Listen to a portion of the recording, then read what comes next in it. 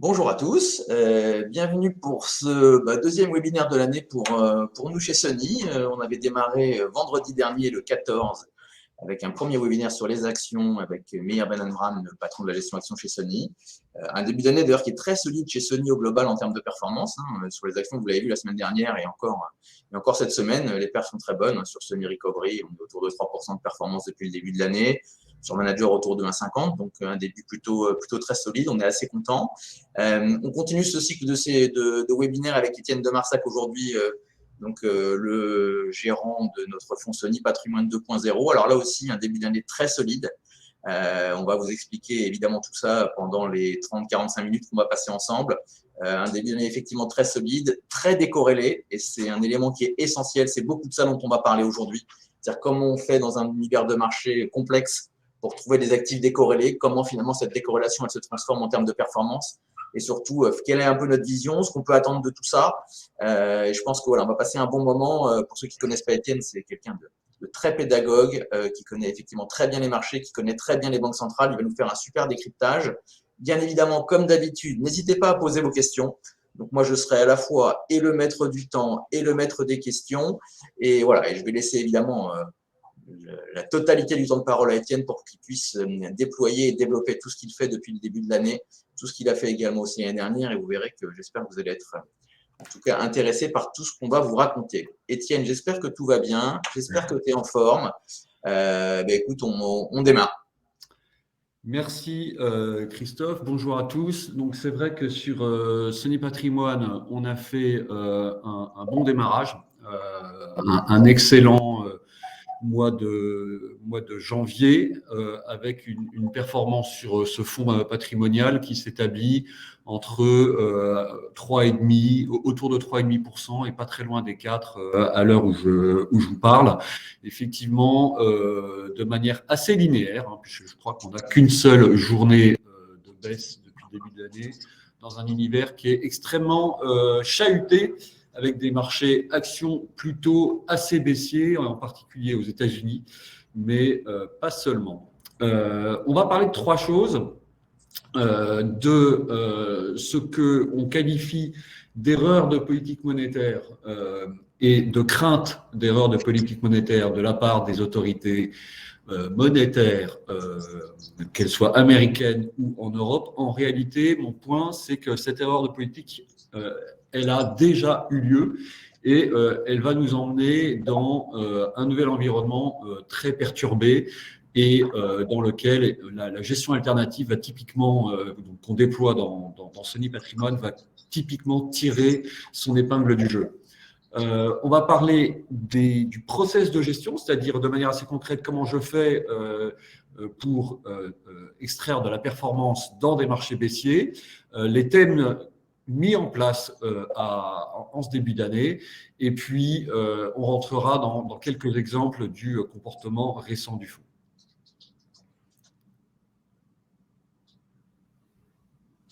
Alors, donc mon point, c'est quoi? C'est on est en présence d'une erreur historique de qualification de l'inflation, du marché du travail, du rythme de normalisation et du calibrage de l'accommodation monétaire de la part de la Réserve fédérale américaine.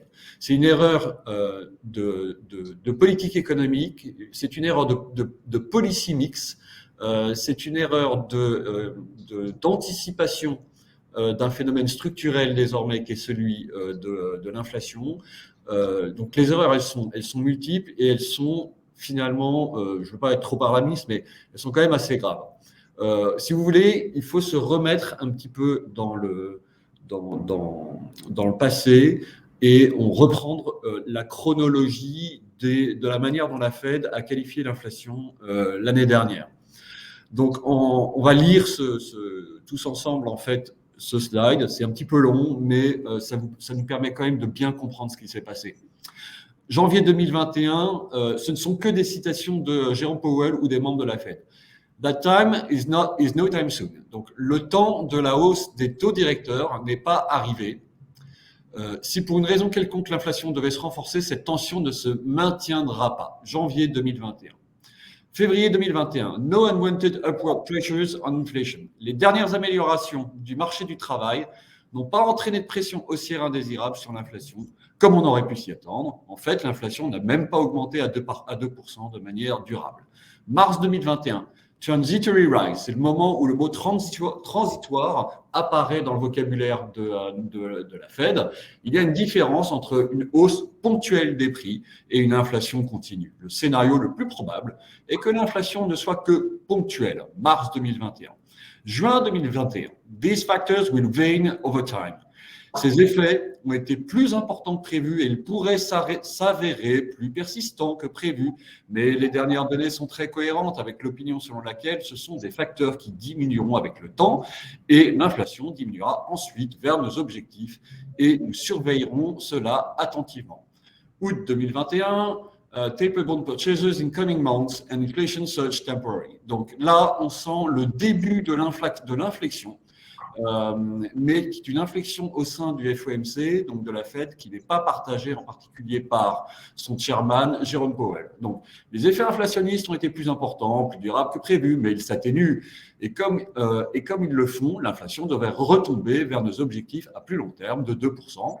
La réduction des achats d'actifs pourrait être approprié cette année. Donc, on sent bien là déjà qu'il y a un hiatus entre la sémantique, la communication et les actions. On parle de réduction d'achat d'actifs parce qu'en réalité, la Fed se met à flipper puisque vers le mois d'août et pendant tout le quatrième trimestre de l'année 2021, les chiffres d'inflation sortent de manière assez explosive pour atteindre donc des niveaux de 5 à 7% selon les indicateurs que l'on prend. La réduction des achats d'actifs devrait être appropriée cette année. Nous avons beaucoup de chemin à faire pour atteindre le plein emploi et le temps nous dira si nous avons atteint 2% d'inflation sur une base durable. N'importe quoi.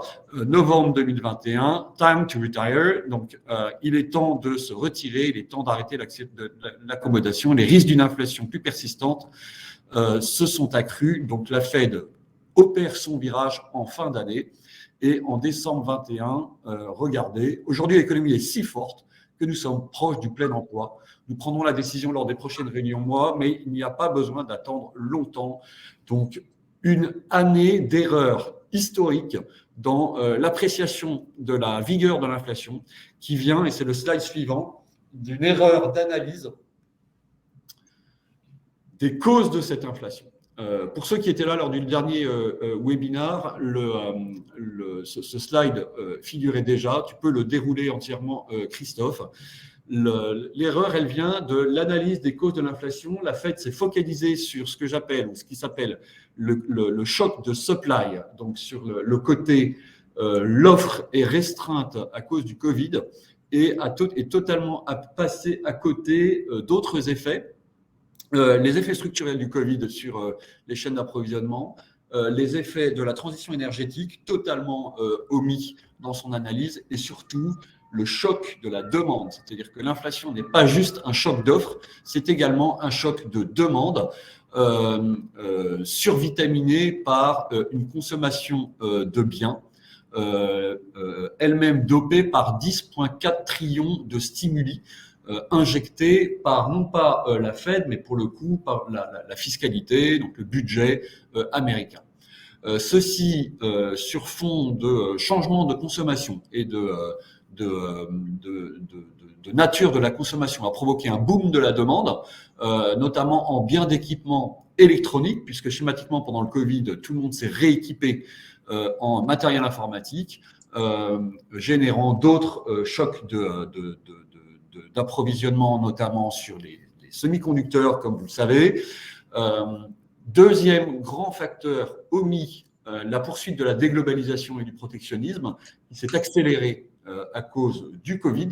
Et donc les investissements, ce qu'on appelle les investissements cross-frontaliers, ont diminué de 50% par rapport à 2015, ce qui génère forcément des tensions qui deviennent structurelles, puisque cette déglobalisation est un phénomène structurel. Donc forte tension sur la circulation des biens et des personnes.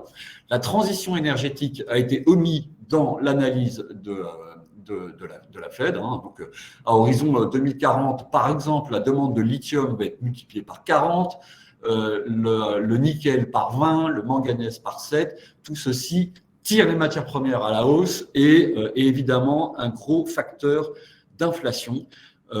Et qui ne repose pas que sur le choc de supply chain et le choc de logistique sur lequel la Fed s'est focalisée. Ce n'est pas la seule erreur.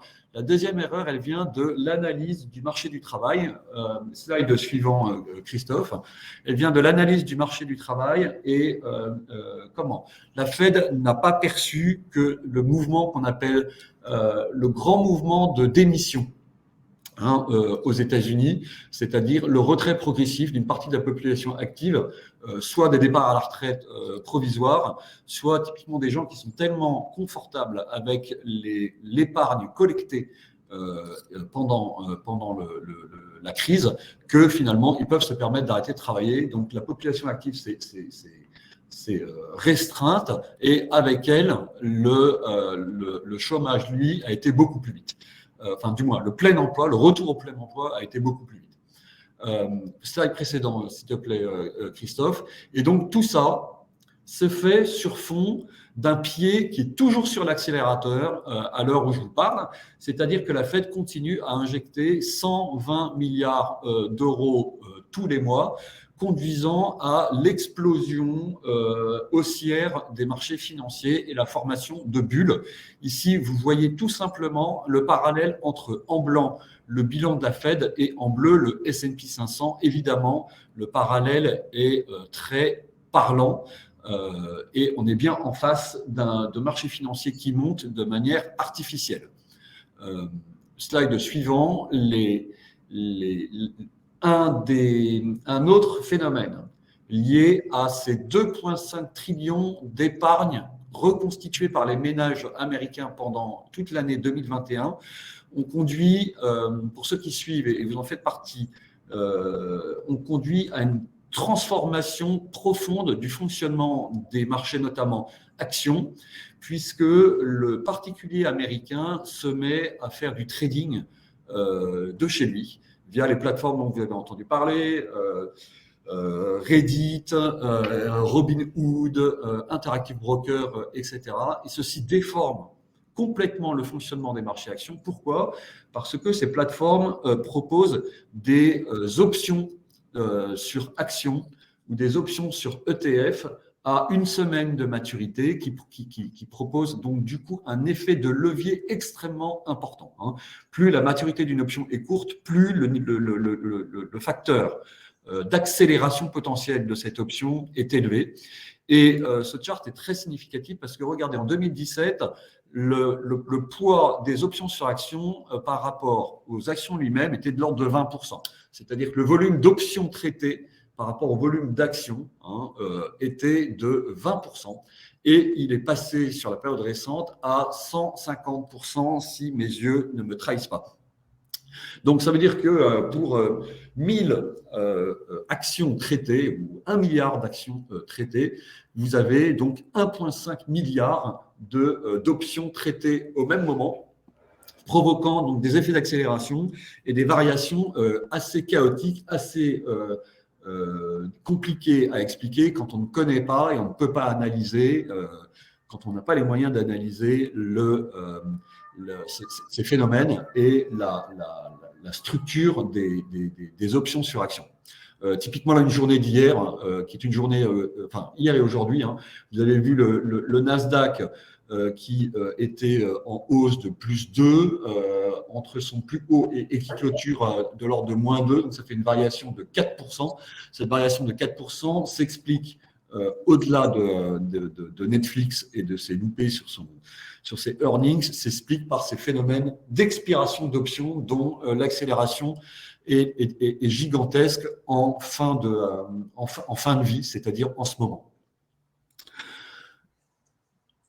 Donc, la Fed est extrêmement en retard dans son cycle de hausse de taux. On comprend la panique. Ce qu'on voit sur ce slide, c'est 2 régimes. Le régime qui prévalait avant le début de l'aventure quantitative easing, qui est donc le régime dans lequel les taux d'intérêt 10 ans, donc US, était de manière assez mathématique une fonction haussière de l'inflation. Hein. Et si on reprend cette fonction précédente, alors le 10 ans US en ce moment devrait plutôt s'afficher autour de 8%. Donc on est largement en dessous, donc vous comprenez le malaise qui se produit. Alors, est-ce que ça veut dire que les taux 10 ans vont remonter à 8%? Non, parce que la structure des marchés modernes est modifiée, aussi bien en Europe, aux États-Unis, au Japon, etc. Et les interventions des banques centrales manipulent la courbe des taux de sorte que ce retour à la normale ne se produise pas ou s'il devait se produire, se fasse extrêmement lentement.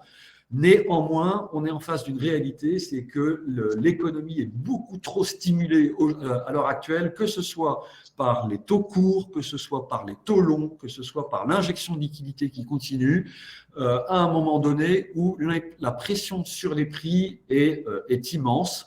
Et on n'a jamais vu une telle pression depuis 1970. Ce n'est pas un hasard. Hein. L'inflation est emmenée par un choc sur les matières premières, ce qui nous ramène évidemment sur un parallèle qui est assez puissant avec le choc pétrolier des années 70-80.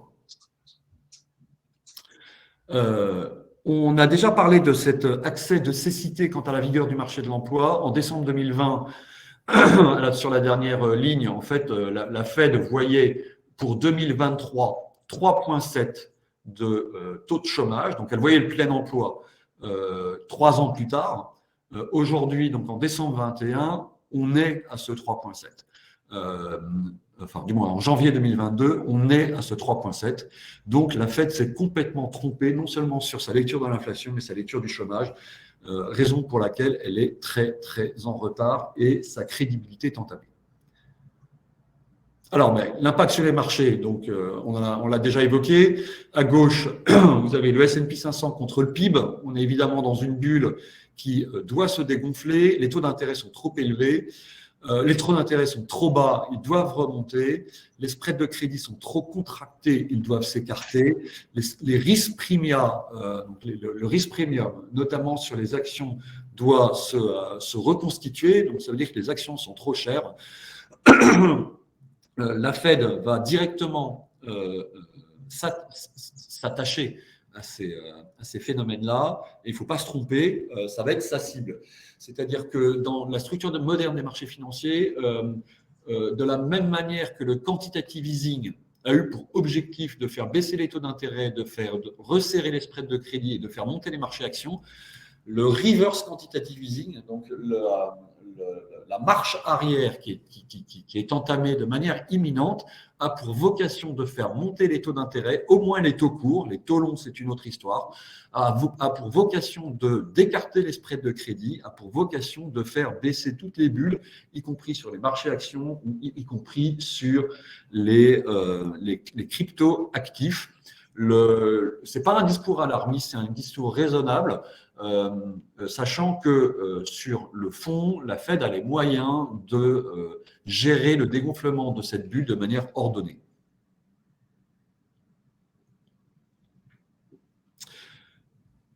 Et elle le fera pour éviter effectivement ce qu'elle a en tête, qui est le 4e trimestre de l'année 2018, où souvenons-nous, tout d'un coup, dans un univers de resserrement et de diminution de la balance sheet de la Fed, sous l'ère Powell, qui avait monté les taux 4 fois et qui entame la réduction du bilan de la chaîne, il se passe au 4e trimestre ce choc sur les marchés actions américains, notamment le S&P 500, et une baisse de l'ordre de 20% en 2 mois.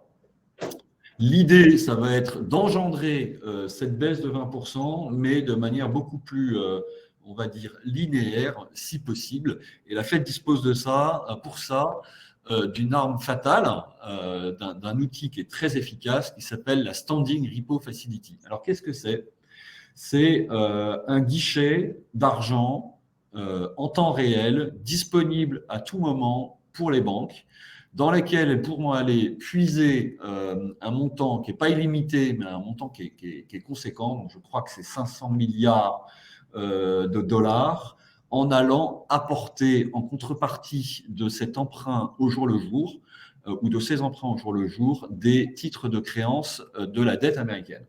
Donc, cet outil, il est très puissant. Pourquoi? Parce que, premièrement, pour avoir de l'argent, il faut avoir de la dette souveraine dans son portefeuille quand on est une banque, de manière à l'apporter en contrepartie. C'est ce qu'on appelle le collatéral.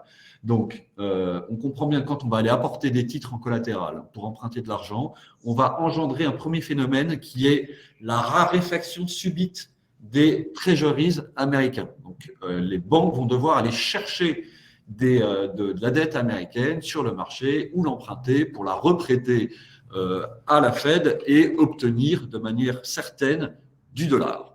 Donc, on engendre un premier phénomène qui va être une moindre fluctuation haussière des taux d'intérêt, voire pourquoi pas des pressions baissières sur les taux longs américains.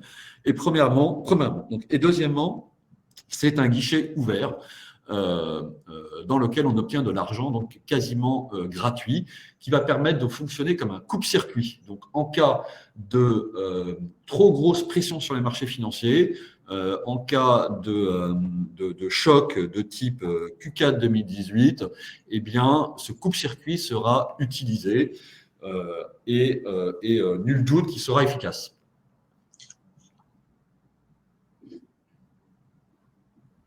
Alors, comment on fait de l'argent sur Sony Patrimoine? Vous avez compris, Sony Patrimoine 2.0, ce n'est pas un fonds patrimonial normal, c'est un fonds patrimonial de performance absolue qui peut être long, donc acheteur du marché financier ou des marchés financiers et également vendeur. Et en déployant en fait ces stratégies de type soit long, soit long short, le fonds génère de l'argent de manière récurrente, en particulier en ce moment. Pourquoi en ce moment? Parce que premièrement, on a les bons thèmes, on va en parler, et deuxièmement, un fonds alternatif ou absolute return fonctionne très bien quand le gérant est pas trop aveugle lorsqu'il y a de la volatilité, ce qui est typiquement ce à quoi on assiste aujourd'hui. Donc, la sensibilité du fonds, elle peut être négative. Être négative, ça veut dire quoi quand on parle de sensibilité? Ça veut dire qu'on peut gagner de l'argent quand les taux montent. Si les taux montent de 100 points de base, donc de 1%, et qu'on a une sensibilité de moins 6, alors on fait 6% sur le fonds.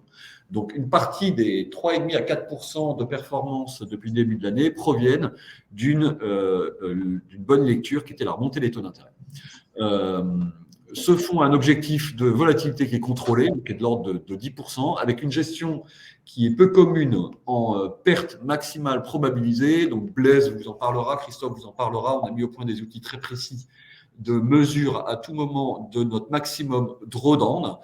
La spécificité du fonds, c'est qu'il peut être investi sur des matières premières, des matières de l'or, il peut être long devise ou short de devise, il peut être investi sur des actions de manière haussière ou baissière, ou les deux à la fois, ainsi que toute une palette de produits dérivés qu'on a implémentés chez Sony.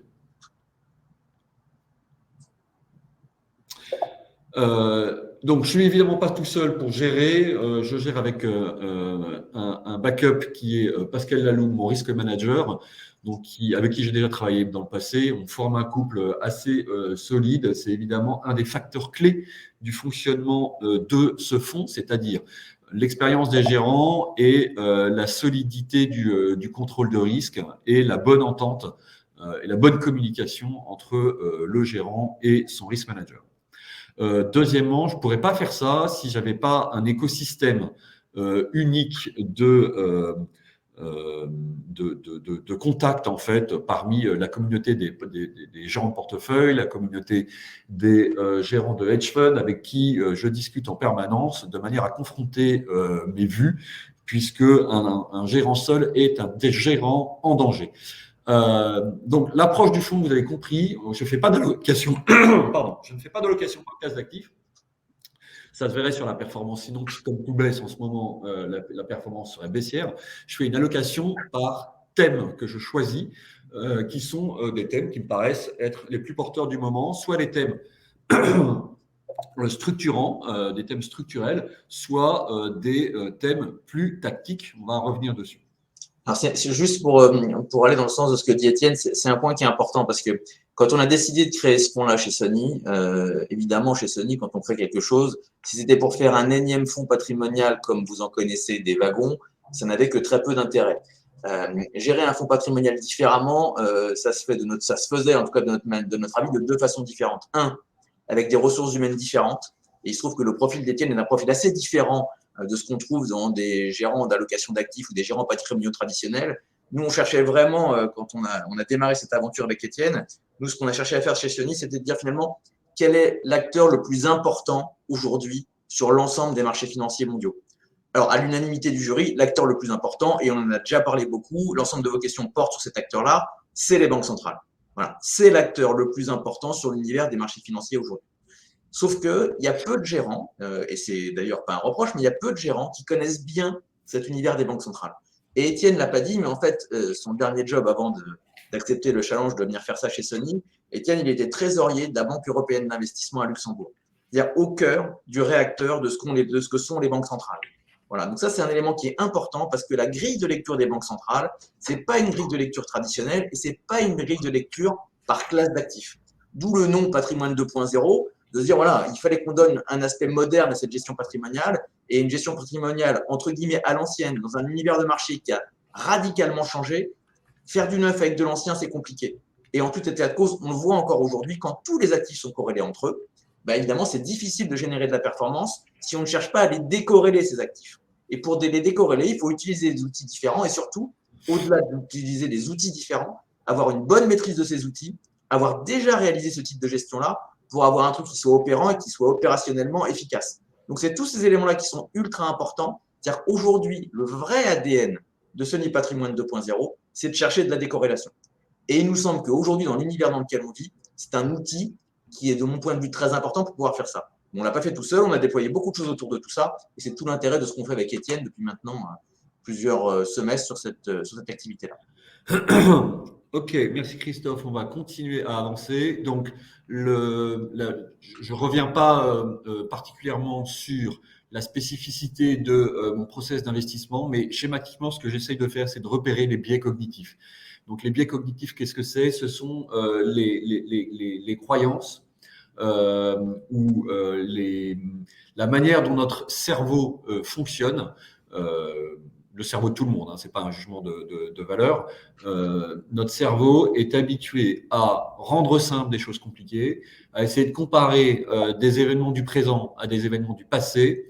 Ça, ce sont des biais cognitifs. Typiquement, l'énorme biais cognitif de l'année dernière, sur lequel on s'est élevé chez Sony, et en tout cas Meir Benamram et moi, donc le gérant Action et moi, en début d'année dernière, c'était pour dire que l'inflation n'est absolument pas un phénomène transitoire tel qu'il était qualifié par les autorités monétaires du type européen et américain en particulier. C'était une grosse ânerie bon, pour quantité de raisons, on peut en parler, mais il se trouve que sur la distance, malheureusement, le temps est venu démontrer la pertinence de notre analyse et c'est ce qui nous a permis de gagner de l'argent en fait très rapidement l'année dernière sur Sony Patrimoine, puisqu'à un moment, au premier trimestre de l'année 2021, à un moment, on était déjà à plus 12% de performance. Bon, on continue.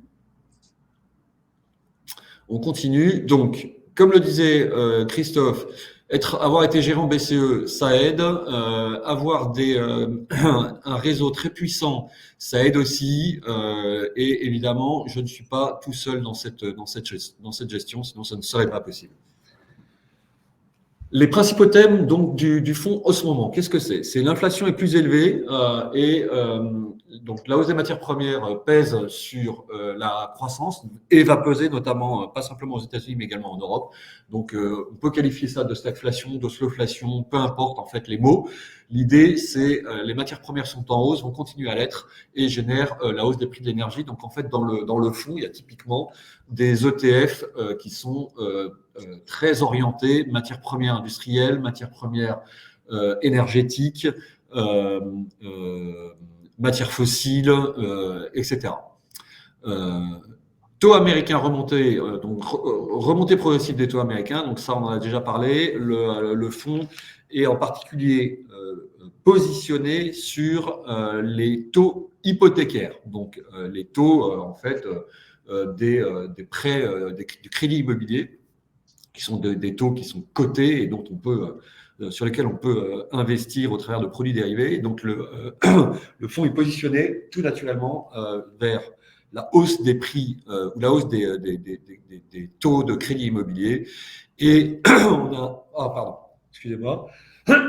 Et on a en fait un long short dont on va parler, donc hausse des taux immobiliers et baisse du marché immobilier.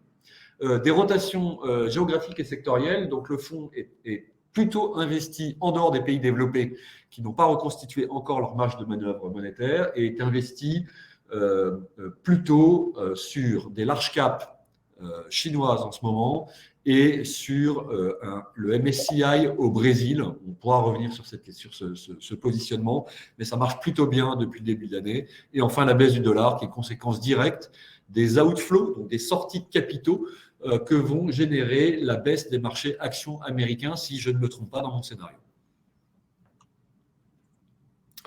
Donc ça, qu'est-ce que c'est? Il faut surtout se focaliser en fait sur la courbe verte et faire un zoom sur la grande impulsion haussière depuis le début de l'année.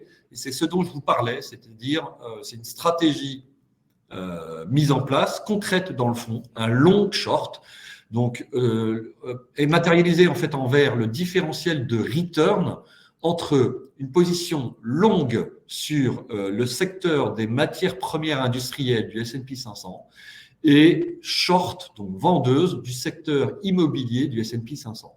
Ce que vous voyez donc depuis le mois de janvier, c'est que l'écart de performance entre les deux, il est de 25%. Donc quand on a un long short, indépendamment de est-ce que les deux baissent en même temps ou les deux montent en même temps, quand on a un long short, en fait, on tire profit de la variation de la performance entre les deux et on capte ce plus 25% fait depuis le mois de janvier. Donc j'ai alloué par exemple 10% du risque sur ce thème long du secteur des matières premières industrielles du fait de la hausse des prix de l'énergie et short du marché immobilier américain. Et bien cette position a rapporté 10% de 25%, c'est-à-dire 2,5%. C'est un exemple très concret de comment je travaille de manière non directionnelle et en valeur relative pour ne pas prendre du bêta de marché, donc du risque directionnel de marché, et extraire de l'alpha. Alors le bilan au 19 janvier, il est évidemment positif. Donc Sony Patrimoine sur 2 ans fait quelque chose de l'ordre de 11%. C'est satisfaisant, on peut faire mieux. Il y a eu un petit passage à vide pour ceux qui connaissent le fonds entre le mois de juin 2021 et le mois de septembre, lié à finalement un positionnement agressif sur l'inflation, mais probablement un peu trop tôt, mais qui finit par nous donner raison. Et depuis le début de l'année, donc le fonds réalise une performance qui est de l'ordre de 3,5%, entre 3,5 et 4% à l'heure où je vous parle. Donc 3,1%, c'est à avant-hier soir. Et la performance de la journée d'hier devrait être positive. La catégorie Cantalis, pendant ce temps-là, fait -1 et un MSCI World, je pense qu'il fait -3, je ne vois pas bien. Ouais. C'est ça? -4. -4, voilà, -4. Donc, si on est très optimiste sur la VL d'hier, le MSCI World fait -4 et nous, on fait +4 de manière très, 3,5-4, de manière très linéaire. Voilà. Donc, il y a de quoi être satisfait.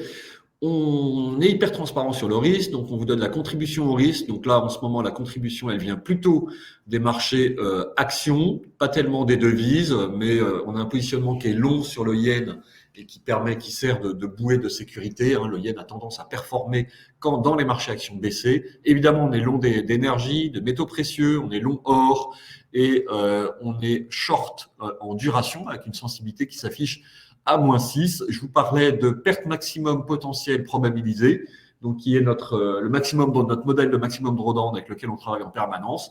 Donc là, sur un jour, le positionnement du fonds vous donne un niveau de risque qui est de l'ordre de -1%. Ça veut dire que votre maximale drawdown dans des conditions de marché surréalistes, en cas de choc de marché, serait de l'ordre de -1. C'est mieux qu'une VAR, c'est ce qu'on appelle une CVAR. Donc c'est la perte maximale au-delà des 95%. Dans les régimes exceptionnels, donc dans les 5% des cas les plus exceptionnels, le fonds perdrait 1% sur une journée en cas de choc particulier. En conclusion, vous vous souvenez que les quantitative easing ont complètement déformé les corrélations. Les corrélations entre les classes d'actifs, et c'est pour ça que les fonds diversifiés, ça marche pas très bien, ou les fonds patrimoniaux traditionnels ne fonctionnent pas très bien en ce moment. J'ai regardé mes concurrents, je crois que la quasi-totalité est malheureusement négative en termes de performance à ce jour. Une hirondelle ne fait pas le printemps, mais ce que je veux dire par là, c'est à cause de ces corrélations qui sont toutes les mêmes, c'est-à-dire acheter de l'or, c'est la même chose que acheter du Nasdaq, c'est la même chose qu'acheter des taux d'intérêt, c'est la même chose que acheter du S&P 500, etc. Tout est positif. C'est la raison pour laquelle faire de l'allocation diversifiante entre des actifs qui sont corrélés, ça ne peut pas marcher. Dans un univers de retrait de liquidité, les mêmes corrélations vont se maintenir et génèrent du coup ce qu'on voit, c'est-à-dire les concurrents ont du mal à faire de la performance puisque tout est corrélé. Moi, je ne souffre pas, Sony Patrimonial 2.0 ne souffre pas de ce problème, puisqu'encore une fois, on n'alloue pas du risque par classe d'actifs, on alloue du risque par thème. Et donc, c'est forcément décorrélé, puisque un thème, ça n'est pas une allocation à cette classe.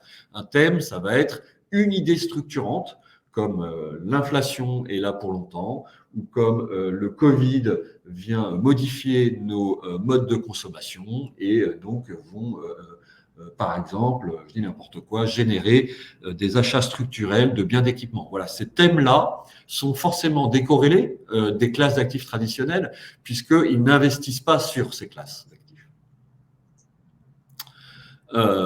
Bon, ça c'est le petit moment de publicité.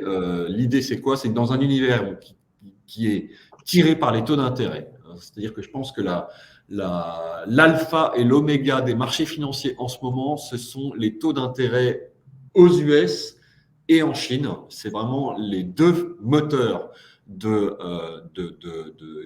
qui animent les marchés financiers aujourd'hui. La journée d'hier en est une illustration magnifique. Et donc, je pense que dans cet univers qui est compliqué, qui est technique, qui doit être décrypté par des spécialistes, ne faites pas trop votre allocation vous-même et confiez-la à des gens dont c'est le métier.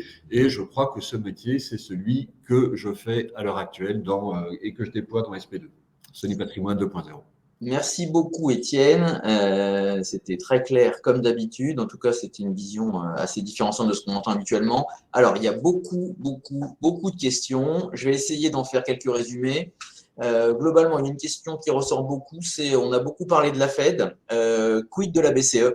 Oui. Voilà. Est-ce que la BCE va enclencher finalement le même mouvement que la Fed? Est-ce qu'elle va le faire différemment? Est-ce qu'elle est en avance? Est-ce qu'elle est en retard? Enfin, voilà, il y a une grosse question BCE versus Fed. Donc ça, je te laisse répondre là-dessus et je refais une synthèse du reste dans la foulée. Ok, la BCE, c'est la Fed il y a 6 mois, c'est-à-dire elle commence à voir l'inflation, elle commence à se montrer fébrile et commence à avoir un discours qui est très paradoxal. Hier encore, donc on entend on entend tout et son contraire d'ailleurs de la part de la BCE ou de la part de la Banque de France. C'est-à-dire à la fois il y a de l'inflation et à la fois donc il y a de l'inflation, il faut normaliser et à la fois la BCE a le temps pour le faire. On n'est pas sur les niveaux d'inflation moyenne objectifs ou l'objectif d'inflation moyen. Donc, pour moi, la BCE, c'est la Fed d'il y a 6 mois. Alors, est-ce que ça veut dire que dans 6 mois, la BCE enclenche son cycle de normalisation? C'est pas du tout exclu, hein, puisque les achats d'actifs ont commencé à ralentir progressivement, et on n'est pas à l'abri d'une hausse de taux, mais qui serait des hausses de taux, alors là, pour le coup, ultra progressives, puisque l'Union européenne a connu une crise que les États-Unis n'ont pas connue, qui est la crise de la dette de 2012, et l'Union européenne souffre encore des symptômes de cette crise d'il y a 10 ans. Donc, le cycle de remontée de taux en Europe, oui, il faut commencer à s'y intéresser. L'euro, du coup, devrait plutôt monter contre le dollar. Néanmoins, c'est un cycle qui n'est pas pour tout de suite et qui devrait être beaucoup plus soft, beaucoup plus doux et dans des proportions moins élevées que le cycle de hausse au Canada, en Australie ou aux États-Unis. Ok, très clair. Alors, j'ai un autre gros bloc de questions sur, alors au sens large, marché émergent / Chine. Entre guillemets, Oui. et est-ce que globalement les marchés émergents vont plus souffrir? Est-ce que le marché chinois va continuer à se redresser? Comment on price le risque de marché émergent? Enfin voilà, il y a un tas de questions globales autour de ces différents éléments sur les marchés émergents. Oui, Slash ok. Chine, évidemment. Alors, donc, la Chine redevient un lieu fréquentable pour les investisseurs, pour plusieurs raisons. Premièrement, parce que le travail d'assainissement du marché immobilier est en cours. Il n'est pas terminé, mais il est bien en place. Le dégonflement des valorisations a eu lieu. Donc, pour ceux qui sont déjà investis depuis un moment sur des valeurs technologiques chinoises, donc les Alibaba, etc., les prix ont déjà fortement baissé l'année dernière. Hein. On est dans des amplitudes de baisse de l'ordre de 50% sur certaines valeurs, parfois même au-delà, sur l'année 2021.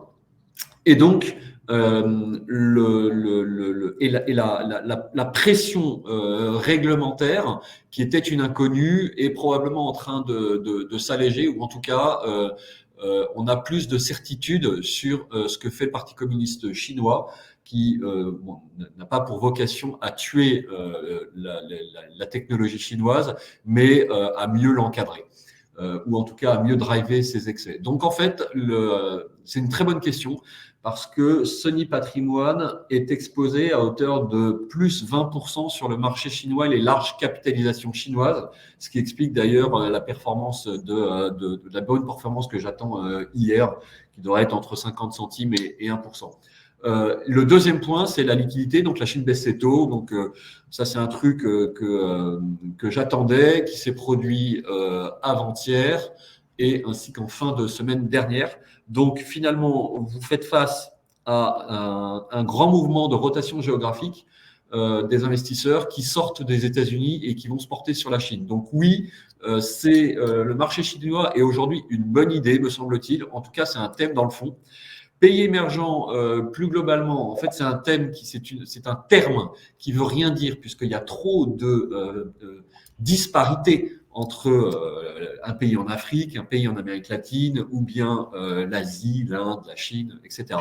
En revanche, il y a un pays qui attire mon attention, qui est le Brésil, pour différentes raisons, mais pour en reparler, mais je pense que le Brésil est un très bon thème d'investissement sur la partie action et Sony Patrimoine est positionné dessus.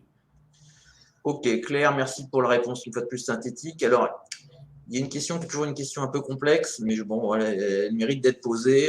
Est-ce qu'aujourd'hui, on a des risques géopolitiques qui pourraient poindre? Est-ce que ça pourrait effectivement faire baisser plus les marchés financiers? Est-ce qu'aujourd'hui, finalement, avec tout ce qui s'est passé, avec l'inflation de cette masse monétaire en circulation, est-ce que finalement, le risque géopolitique qu'on entendait encore, il peut y avoir 10, 15 ou 20 ans, est-ce que c'est encore un sujet ou pas du tout sur les marchés financiers?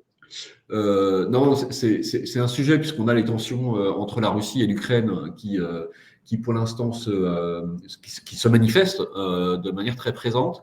Bon, le scénario que j'écoute avec attention et bon, moi je suis pas spécialiste en géopolitique bien sûr et je laisse ça aux spécialistes, mais c'est plutôt une stratégie de la part de la Russie de pourrissement et donc d'annexion progressive, mais dans la durée, plutôt qu'une invasion, hein, pour être très brutal. Du coup, si on est plus dans cet univers de pourrissement progressif, le choc sur les marchés financiers devrait être tout à fait mesuré. En tout cas, ce qui est vrai, c'est que une action brutale de la part de la Russie n'est pas dans les cours aujourd'hui. Et si ça devait être le cas, on aurait une poursuite du choc en fait sur l'énergie, le gaz, etc. Donc ce serait très embêtant pour la zone euro. Ok, je crois qu'on a fait le tour des questions pour ceux que je n'aurais pas pu voir. Alors si je refais une dernière salve, oui, pardon, j'avais omis ça.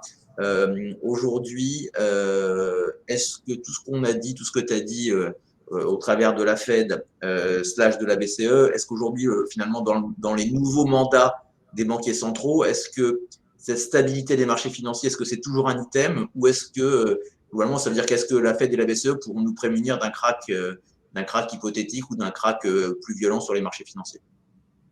Ce qui est sûr, c'est qu'au fur et à mesure que le temps passe, les banques centrales, dans leur ensemble, disposent de nouveaux moyens, hein, se dotent de capacités d'acheter des actifs en direct qu'elles n'avaient pas avant.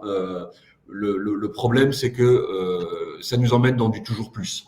Donc c'est pour ça qu'il y a un peu urgence quand même à dégonfler la taille des bilans de la dette pour se reconstituer, la taille des bilans des banques centrales pour se reconstituer des marges de manœuvre. Mais au prochain, s'il devait y avoir un nouveau choc exogène important, je pense que le nouveau stade, de toute façon c'est écrit de manière assez factuelle dans la Bible de la Fed, le nouveau stade, ce sera l'achat en direct d'actions par la Banque centrale américaine. Vous savez qu'elle a déjà commencé en fait pendant le Covid, certains ETF, et pour aller plus loin, elle pourrait pourquoi pas acheter des actions en direct, donc et soutenir les marchés. Donc ça veut dire quoi? Ça veut dire que oui, on est dans quelque chose qui est récursif, hein, et on le voit bien en travers du temps, c'est-à-dire que des chocs de 20% ou 30% sur les marchés sont absorbés quand on s'en donne, quand on s'en donne le temps. Après, la réalité du quotidien, c'est autre chose. C'est-à-dire que quand vous baissez de 30% et que vous voyez pas l'univers devant vous s'éclairer de la même manière qu'un banquier central qui, lui, sait qu'il va intervenir, ben, forcément, vous êtes beaucoup plus en situation de panique. Donc, des cracks, il va s'en produire. La fragilité des marchés financiers, c'est la conséquence directe de l'action des banques centrales. Tout est beaucoup trop cher, donc tout est beaucoup trop fragile. Donc, à la moindre surprise, on a des oscillations qui peuvent à tout moment se transformer en crack. Donc, il faut être quand même extrêmement vigilant sur ces fragilités intrinsèques et ne pas mettre tous ses œufs dans le même panier. Ok, parfait. Bon, écoutez, merci Étienne. C'était super clair, c'était passionnant comme d'habitude. Moi, j'en ai une vraie habitude parce qu'on se voit tous les jours. Merci à tous pour votre attention. N'hésitez pas si vous avez des questions à nous solliciter, ou Blaise Nicolet ou moi-même pour des questions plus pratico-pratiques de référencement plateforme, de ce qui est à l'intérieur du fond, de documents qu'on peut vous envoyer. Voilà, on a beaucoup de choses évidemment à vous raconter sur ces différents thèmes qui sont passionnants.